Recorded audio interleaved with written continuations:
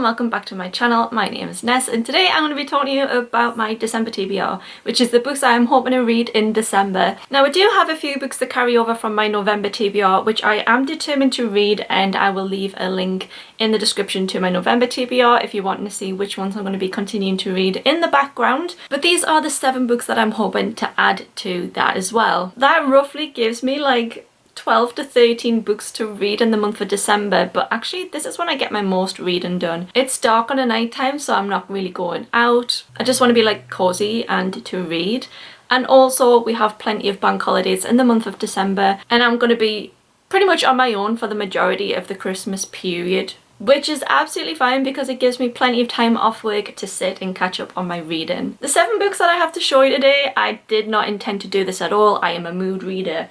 But 6 of the 7 have red on their spines. They look great together. You'll be able to see them together at the end of the video. Like, I associate December with red anyway, so I don't know if that's kind of like fed into the picks for this month. But that wasn't my intention at all. I wanted to read a range of genres, a range of sort of like young adult and adult books. I picked out books which I thought were going to be like good adventures, strong characters, a bit of action, just to help me get over what is my least favourite month. So the first book on that list is The Once and Future Witches. This is a recent gift of Rebecca Who, and I will leave all the links to the people who've gifted me some of these books in the description. This is a book set in 1893 in New Salem, and 3 sisters are joining the suffragette movement in the hopes that they can turn this movement into also a witches movement as well. At this time there is no such thing as witches. Witches are long gone, and that's because of being hunted and burned. And now magical power is nothing more than like a fairy tale. It says that if a woman wants to find power, she has to do it at the ballot box. The sisters are rebellious women and they're trying to bring back this resurgence for witches. I love the cover. I love the art style. It reminds me of like old classical tattoos. Oh, I love it.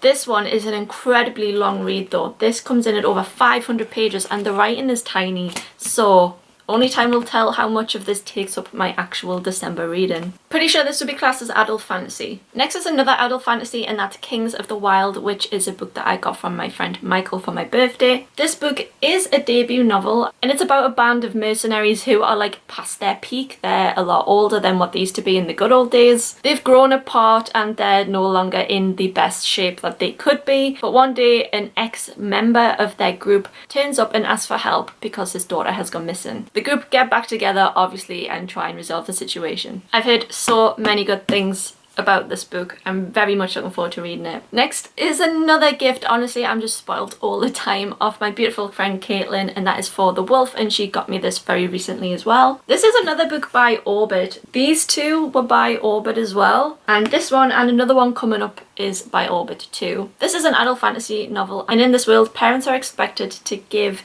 their newborn up to be sacrificed to the wolf in the woods in order to save the kingdom. The main character, Red, is the second daughter, and it's the second daughters that have to be sacrificed. So off she goes to be sacrificed to the woods. She's relieved to go. She's plagued by a power that she can't control, and she sees herself as a danger to those around her. When she gets to the woods, she finds that Wolf is a man, not a monster, that her magic is a calling, not a curse, and if she doesn't find out how to control it and to use it, that is going to be a threat to her world. Another debut that I'm looking forward to getting around to reading. Book number 4 is The Dragon Republic, which is book 2 in the Poppy War series. The Poppy War is a book that I've read twice this year because I loved it so much. I rated it 5 stars both time. I love everything about it, like the world and the characters and what the story is actually trying to tell you because of the historical events that it's based off. The magic, oh, exceptional. The writing, stunning.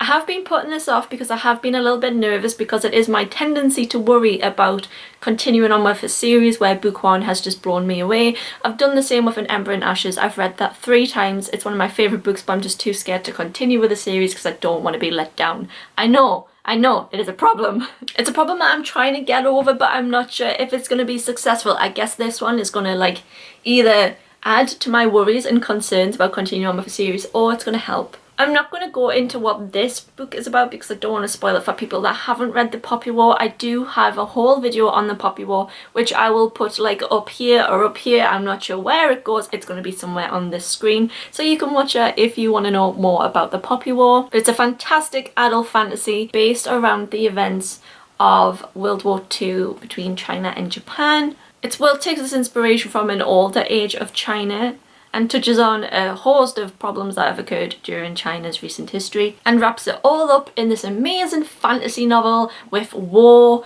and it's great. So yes, we'll see if book 2 lives up to the first one. So book number 5 is a book that I've been saying that I'm going to read for a long time. It may have featured in another TBR, I'm not sure. It's one of these books that I pull out, I look at the cover, I admire the cover, and then I put it back because I'm too scared.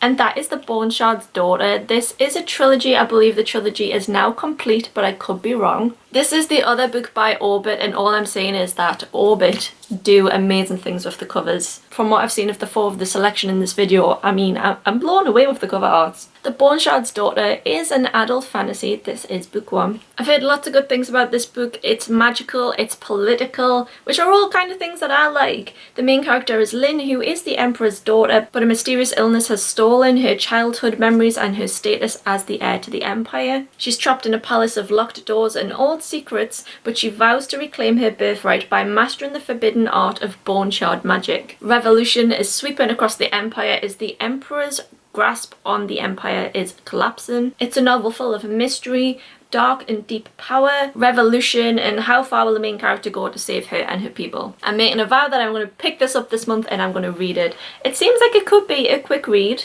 but you never know with a fantasy. Sometimes you need to read a page a few times before it like really clicks in what's going on. I find fantasy books always the most difficult to start because you're really reading every single word so that you can get a good picture in your head of what the world looks like. With romance, contemporary crime, I find that I can get through a book like this in one evening or one night. I actually have read a crime book which was about this size in 5 hours last week.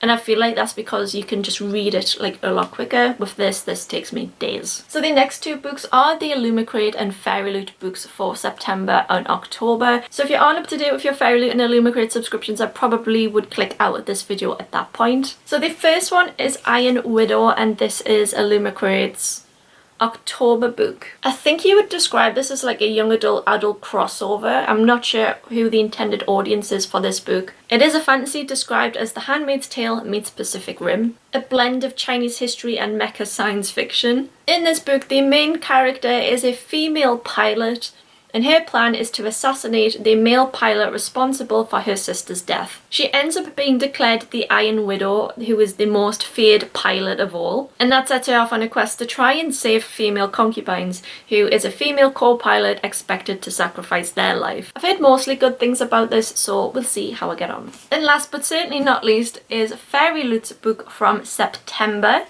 and that is These Hollow Vows, which is a young adult fantasy. Enemies to lovers, love triangles. I've heard great things about it. The main character is Brie, and she's on a quest to save her sister who's been taken by the king of the Unseelie Court. To try and achieve this, she makes a deal with the king of the Seelie Court and ends up getting trapped in between 2 courts, and they're scheming against each other. And I'm pretty sure the love triangle is between the prince of one court and the prince of the other court and the main character. Like I said, I've heard plenty of good things about this book, and I'm really looking forward to getting around to reading this. When I talked about these books looking good together, I mean, look at that. All of them apart from the Dragon Republic have read on them. So yeah, this is my reading for the month. You can follow my progress in my reading vlogs if you're interested to see how I get on, or obviously I will discuss them in my wrap up. But thank you for watching, and I'll see you in my next video. Bye guys!